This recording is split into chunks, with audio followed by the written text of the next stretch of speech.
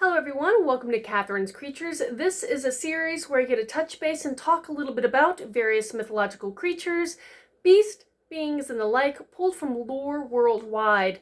And I always like to preface by saying that I am not a linguist, so if I mispronounce anything along the way, I apologize in advance. And today is episode 114, and we're going down to the central Andes area and talking about some of the countries this particular creature lives in. And the creature of note is the Muki. And the Muki is a goblin-like mining entity that often lives in caves and again in underground places. And the Muki is believed or comes from various mythos that stem from Bolivia, Peru, Ecuador, even Colombia. And he's often seen as this miner style, again, entity or spirit that lives only in subterranean places, often is glimpsed in mines where at those locations he engages with humans. And because of the vast stretch of territory where he is believed in, there are differences in names, and I'll list a few of them down below this video if you're curious. Now, the Muki is described as being a dwarf in height in the sense that he at max is about 2 feet tall. And in the Cerro de Pasco area, there is a very detailed description of him, and I'll kind of cover that, though understand that there are differences between some regional varieties, but the Muki's general idea is he is a small, brawny creature, kind of humanoid entity with a disproportionate body. He has a head that rests directly on the shoulders because he does not have a neck. And he has this deep, almost husky voice in this current regional belief. And long, bright, they describe it as bright blonde hair. His face is ruddy and covered with hair as well. And then his beard is white. So it's kind of interesting, the kind of blonde, red, and white kind of hue palette. But when you look into his eyes, his gaze is usually described as being aggressive or hypnotic, challenging or deep. And they are said to reflect light, so kind of glint like metal, which kind of makes sense for being a mining entity. Now, sometimes he's depicted with a couple horns, and in those circumstances, he uses those horns to break the stone and kind of point out those mineral veins that miners are searching for.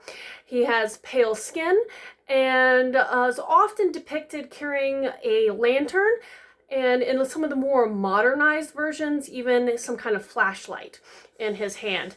And again, on occasion, his ears are kind of depicted as being pointed. Not always, but sometimes, and I'll kind of get into some of the, one of the parallels in just a moment of what made me think of something. Hold on to that thought.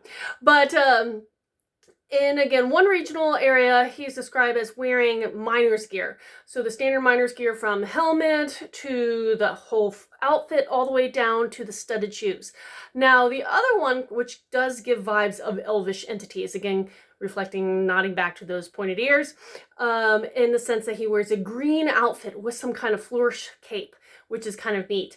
And I thought that was kind of a fun descriptor as well.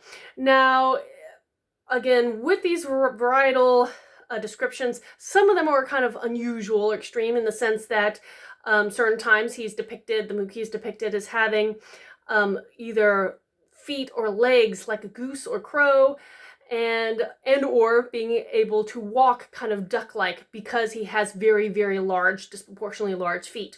So he has an unusual gait more often than not. Now, the Muki has various skills and abilities. One is said that he could shapeshift into some kind of blonde-haired gentleman.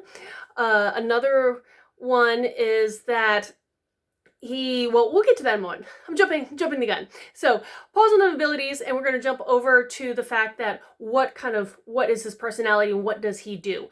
So he often can strike fear into people. The miners down in the caves, he's said sometimes to do dastardly things like abducting children. And in the more Christianized versions of those tales, the children which he abducts are usually the unbaptized children. So it's one of those go get your child baptized scenarios. And that whole boogeyman kind of archetype right there. But he's not always villainous either, and we'll get to that as well. But the Mukis could be described as being a solitary individual entity, to living in groups. He is said not to age because they believe that he lives in some kind of timeless realm or reality, and when he's not engaging in our world.